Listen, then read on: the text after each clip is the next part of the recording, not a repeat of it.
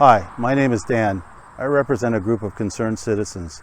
We've come together to form Jones Baseline Community Group. We're here because we're against this zoning project that Minus 40 is going to be developing on this beautiful 27 acres of land.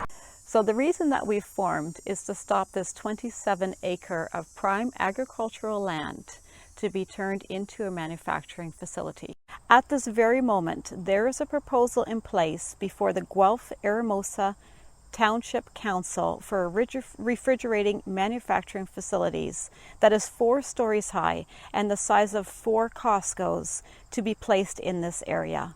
Once all the expansion is completed, there will be up to 600 people working there. We're concerned about the narrow road here with all the traffic coming and going. It wasn't built for that type of traffic, with the trucks going in and out of the driveway and all the staff members. The roundabout itself was not built for that type of traffic. The trucks are really large. There's going to be issues coming and going there too. There's many people that walk their children on this road to the bus stop, so they have to watch out for the big trucks that are going and coming. Another major concern that we have is the drinking water. In all the studies that Minus 40 has provided to the township, none of them involve our private wells. We count on our private wells for our drinking water. In 2016, the Ministry of Natural Resources surveyed all of the water beneath us in the aquifer, and they created a threat analysis. On their threat analysis, they had 3 categories. Category 1, the least threat, 2, 4, 6. Category 2 was an 8, which was a more serious threat, but the highest threat of all was a level 10. The property in question that Minus 40 is looking to rezone resides directly on top of a level 10 threat to our drinking water. This cannot be allowed to happen. Well, I think it'll very much impact the environment and the people surrounding it, because whether if the building does come to place, it will affect the water and it will affect the animals and everything around it.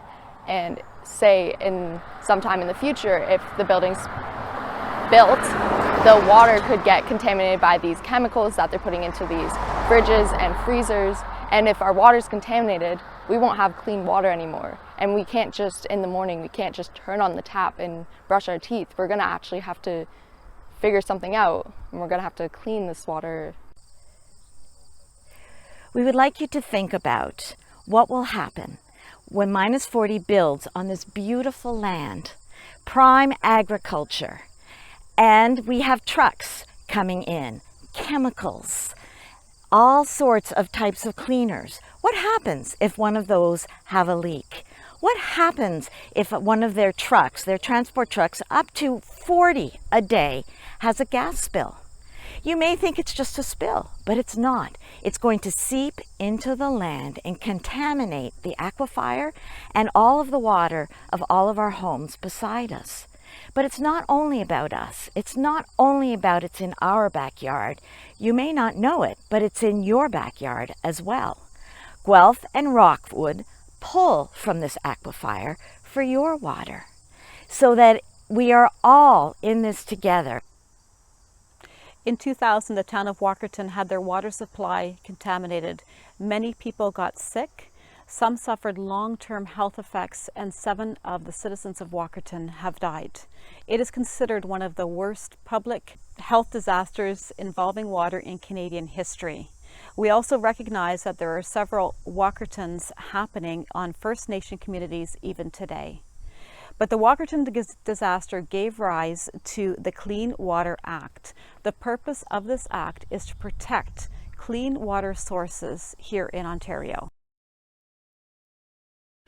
The township and/or Wellington County needs to remove the M1 industrial zoning and revise their future plans for this area immediately, so we don't go down this road again and again.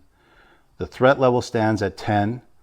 Don't let the council rezone this land, or we're going to pay dearly for it now and in the future. We're asking for concerned citizens to join us in preventing the rezoning of prime agricultural land and environmentally protected land from an irreversible M1 industrial zoning.